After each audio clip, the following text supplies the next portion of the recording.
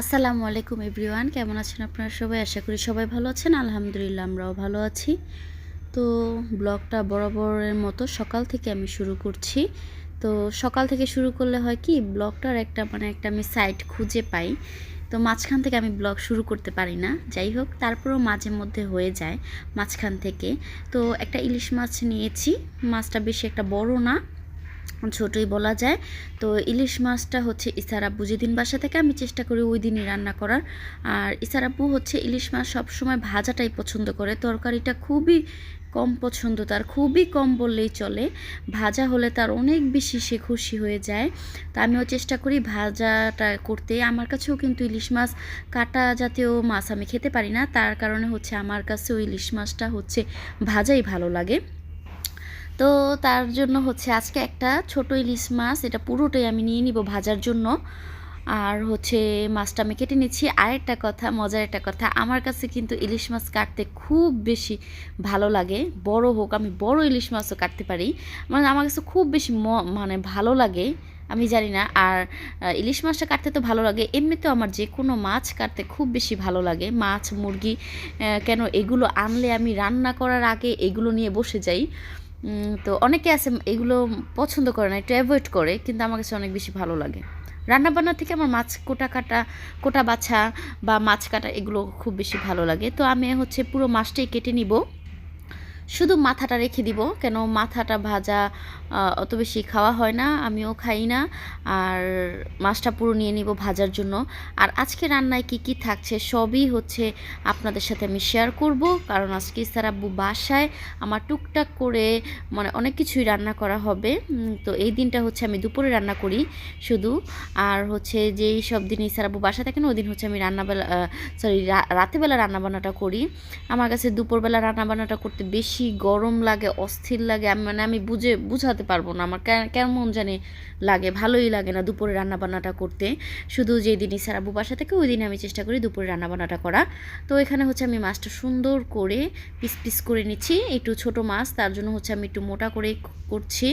আর ছোট মাছটা কিন্তু ভাজাই বেশি ভালো লাগে, কারণ হচ্ছে অনেক বেশি কাটা থাকে। এত কাটা হচ্ছে রান্না করলে এটা কাটাটা বেছে খাওয়া যায় না। আর আমি তো এই ছোট মাছও বেছেই খাবো। তো আমি হচ্ছে এখানে সব কিছু ক্লিন করে রাখতেছি মাথাটা, পরে যাতে আমার কোনো ঝামেলা না হয়। আর আমার যদি ভিডিওটা আপনাদের কাছে ভালো লাগে, অবশ্যই আপনারা একটা লাইক দিয়ে ভিডিওটা দেখা শুরু করবেন। তো আপনাদের একটা লাইক আমার জন্য অনেক কিছু। তো আপনাদের জন্যই কিন্তু আমার ইউটিউব চ্যানেলটা আজকে এত দূর এসেছে, আপনাদের ভালোবাসার কারণেই। তো আশা করি আরও বেশি ভালোবাসা আপনারা আমাকে দিবেন, আরও বেশি বড় হবে, একটা দিন অনেক বড় হয়ে যাবে আমার ইউটিউব চ্যানেলটা। তো যাই হোক, আমি এখানে হচ্ছে ক্লিন করে নিচ্ছি। আর আমি কিন্তু মাছ গোস্ত যখন যেটা কাটি অনেক সুন্দর করে চেষ্টা করি ক্লিন করে কাজটা করার।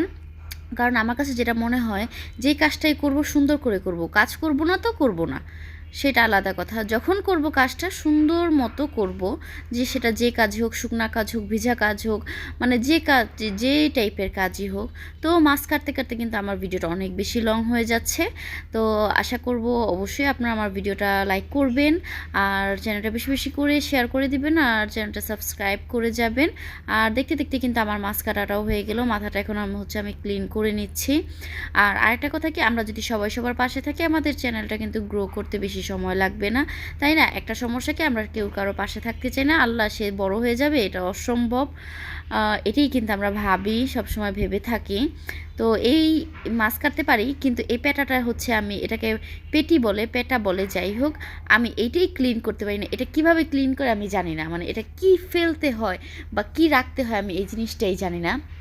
যদি আমার এই ভিডিওটা আপনারা কেউ দেখে থাকেন, অবশ্যই আমাকে জানাবেন যে পেটাটা কিভাবে ক্লিন করতে হয়। সত্যি কিন্তু আমি জানি না। আমি কিন্তু যখন মাছটা কাটি, আমি পেটাটা নিতেই পারি না, যে কী নিব আর কী রাখবো, কোনটা রাখতে হয় কোনটা নিতে হয় আমি জানি না। তো কোনটা ফেলতে হয়, এই কারণে হয় কি, আমি পুরোটাই ফেলে দিই। এই তো আমি ক্লিন করার চেষ্টা করতেছিলাম পেটাটা, কিন্তু আমি ব্যর্থ হয়েছি, যে কারণে হচ্ছে আমি পেটাটা ফেলেই দিলাম একদম। যে কী নিব, কী রাখতে হবে, কি মানে বুঝতেছিলাম না। আবার কোনটা খেয়ে ফেলবো, কোনটা ফেলার জিনিস, ওইটা নাকি খেয়ে ফেলি আবার। তো এই তো আমার মাছ দেখতেই পাচ্ছেন আপনারা, খুব সুন্দর করে হচ্ছে আমি মাছটা কেটে নিয়েছি। লেজটা ভর্তা করার কথা ছিল, কিন্তু সময়ের কারণে আমি আর ভর্তা করতে পারিনি। তো ওই স্যার আব্বুকে বলেছি এটা আপনি খেয়ে ফেলেন, ওইভাবে আমি ভাজাটা দিয়েছি। হচ্ছে বেগুন ভেজে নিচ্ছি। বেগুন অল্পই ভেজেছি, কেন এছাড়া দুই এক পিসের বেশি খায় না, পরে সব আমার খেতে হয়। আর এখানে হচ্ছে ভাত তো হচ্ছে, এর মধ্যে হচ্ছে পানি নেই, আমি রান্নাও করতে পারতেছি না। এখানে বেগুন কেটে রেখেছি, মাছ ভিজিয়ে রেখেছি, আর এই যে আধোয়া তো জমে আসছে, কি আর বলবো, অনেক আধোয়া। আর এখানে হচ্ছে ইলিশ মাছটা যেটা কাটলাম ওটা হচ্ছে মাখিয়ে রাখছি ভাজার জন্য, এটা হচ্ছে পুরোটাই ভেজে ফেলবো। তো হচ্ছে এই তো আমার রান্নাঘরের অবস্থা একদম অনেক খারাপ অবস্থা পানির কারণে। তুমি এরকম ডলাডলি করতেছো কেন? হ্যাঁ, তুমিও গামায় গেছো। এখন হচ্ছে ওদেরকে নিয়ে একটু আঙুর খাবো। আয় নাও, খাও খাও। এই ফানুসটা হচ্ছে ইসা বানিয়েছে মাত্র, খুবই সুন্দর হয়েছে, একদম সত্যিকারের ফানুসের মতো। হ্যাঁ, এটা ফুটা করো না আপু, সুন্দর হয়েছে।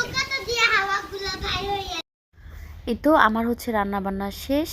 তো আজকে বললাম তো একটু একটু করে মানে অনেক কিছু করা হয়েছে।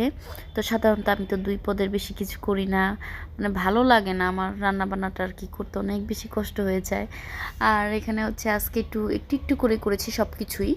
তো এখানে হচ্ছে একটু ভাজি করেছি, আর হচ্ছে একটু এটা হচ্ছে পটল আর আলু দিয়ে ভাজি করেছি, আর হচ্ছে একটু চিংড়ি মাছ ভুনা করেছি, কারণ ইলিশ মাছ তো বাচ্চারা খেতে পারবে না, ওদের জন্য একটু চিংড়ি মাছ ভুনা করেছি, বেগুন ভাজা করেছি, ইলিশ মাছ ভাজা করেছি। এই তো আজকে রান্নাবান্না ছিল আমার। আর আমার কাছে মনে হয় দুনিয়ার সবচাইতে মজাদার খাবার মনে হয় আর কি গরম ভাত আর হচ্ছে ইলিশ মাছ ভাজা। তারপরে হচ্ছে আমার একটু দই আর ভাত খেতে ইচ্ছে করলো, তো ইসার আব্বু মোহনচানা থেকে দই এনেছিল, তো ওইটা একটু রয়েছিল, ওইটা দিয়ে হচ্ছে আমি একটু গরম ভাতে একটু ঠান্ডা দই দিয়ে খাচ্ছিলাম, এত বেশি মজা লাগে। আপনারাও খেয়ে দেখবেন, অনেক বেশি টেস্টি। তো আমার দেখা দেখি দই আয়সাও চলে আসছে খাবে, তো ওদেরকে নিয়ে হচ্ছে আমি একটু দই দিয়ে ভাত দিয়ে খাচ্ছিলাম। একটু খাও। দুধ ভাতের মতো আমি খাওয়া দিতেছি। আসামনি দাঁড়াও, ধরো, আমার কাছে শুধু দইটাই ভালো লাগে। আচ্ছা খাও। তুমি আম্মু থেকে খাও। আম্মু তো বেশি মজা ভাইয়া তো।